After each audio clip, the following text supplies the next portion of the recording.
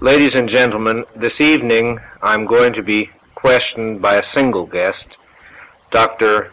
Jeff Hosta, an associate of mine, a psychiatrist, newly entered into private practice here in Los Angeles, who has brought with him what I think is going to be a very interesting list of questions. So, Jeff, let's go to work. What's the first question? Would you say, Nathaniel, that one's self-esteem or lack thereof is reflected in one's dreams and fantasies? Well, I would put it more broadly. One's dreams and fantasies are certainly reflective of significant events very often of one's inner life, especially one's fantasies. One's fantasies are certainly one of the most eloquent keys to our behavior that we might examine. And very often dreams also are very revealing. Sometimes perhaps dreams can be triggered off by physical stimuli, as we know, but perhaps even then the way that we, moving from that physical stimuli into some kind of projection or imagination, are still reflecting some aspect of our psychology, not necessarily a profoundly intimate one, incidentally. It's not my conviction that every dream reveals something deeply significant psychologically. Some dreams do. Certainly nightmares do. And inasmuch as significant dreams and fantasies do reflect aspects of one's inner life, it's certainly safe enough to say that one's self-esteem or one's lack of self-esteem will be manifest in one's significant dreams or fantasies, one's fears, one's self-doubts, one's anxieties. All of that will be entered. But I wouldn't be too hasty to try to make a diagnosis of a person's self-esteem or a lack of it merely on the basis of the evidence of certainly not dreams.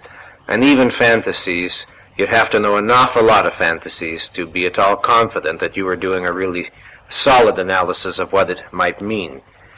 And on the same subject, let me say that while I do believe that fantasy analysis and dream analysis can be very, very interesting and sometimes psychologically significant, I don't share the Freudian view, which attaches immense importance, as you of course know, specifically to dream analysis. I'm especially interested in one category of dreams as a therapist, nightmares. When clients bring in nightmares, those I sometimes do like to analyze, and we can get very interesting things from them. I've always been interested in the subject of the psychological aspects of creativity. Do you believe there's any kind of correlation between self-esteem and one's level of creativity? That's a hard question to answer simply, Jeff.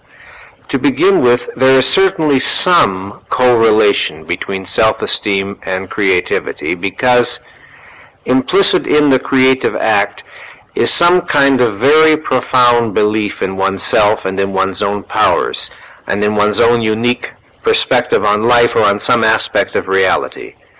On the other hand, as you certainly are aware, many highly creative people have had and do have flagrant psychological problems and flagrant self-esteem problems. So I don't think we can draw any direct correlation between the level of self-esteem and the level of creativity, beyond the very general observation that a creative person, other things being equal, will tend to have more self-esteem than a non-creative person, much more confidence in his own powers, at least in the area of his creativity. As we know, people are not consistent, and they can be very original and independent and self-confident in one aspect of their life, and really very unexciting, undistinguished, and mediocre in many other aspects of their life. Therefore, while there will be a general relationship between self-esteem and creativity, you won't get any kind of direct correlation that would be measurable in terms of so much self-esteem is likely to result in so much creativity. It wouldn't be that kind of a causal connection. The nature of individuality and what it means psychologically and philosophically has always been an area of interest. Is self-esteem possible without a high degree of individuality? Absolutely not. let's analyze what we mean by individuality. Individuality, as I would understand it in this context, means, first of all, intellectual independence. Independence, above all, perhaps in the realm of values. A person who is independent in the realm of values has a profound degree of self-esteem, regardless of what other problems he might have. And turning it around, a person of significant self-esteem is certainly going to have a significant degree of independence in some important areas of his life. Individuality will, I think, also entail the notion beyond independence and beyond independent value judgments. It's really contained in that, but just to open this up a bit, an attitude of psychological sovereignty, of really looking at the world through one's own eyes, and therefore with a fresh glance, and therefore likely to see things from an aspect that perhaps other people don't see. One discovers reality on one's own, so to speak, and this very often yields fresh perspectives, original ways of seeing things, and highly individual processes of selectivity in terms of what one picks out as important or interesting or exciting to oneself. When one says of somebody that he has a high degree of individuality, in the sense that I understand you to mean in this discussion, I think you'll agree that what we often mean, among other things, is that he comes at a lot of different aspects of life in his own way, in a distinctive way, in a way that's not second-hand or borrowed or canned or something you've encountered 3,000 times before. Something that's fresh, something that's unborrowed.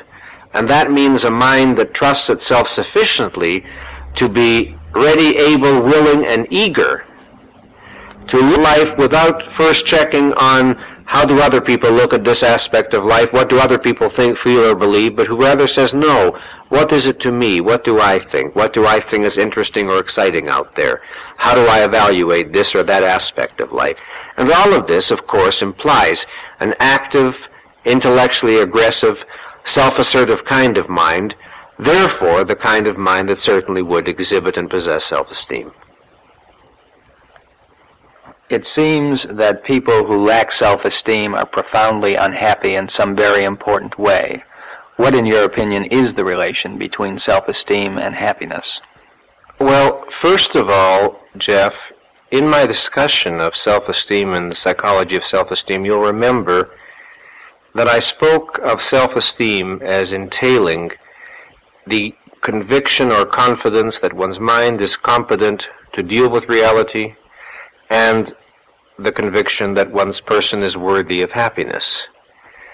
If a person is significantly lacking in self-esteem, this is a person who doesn't really feel fully the right to his own happiness.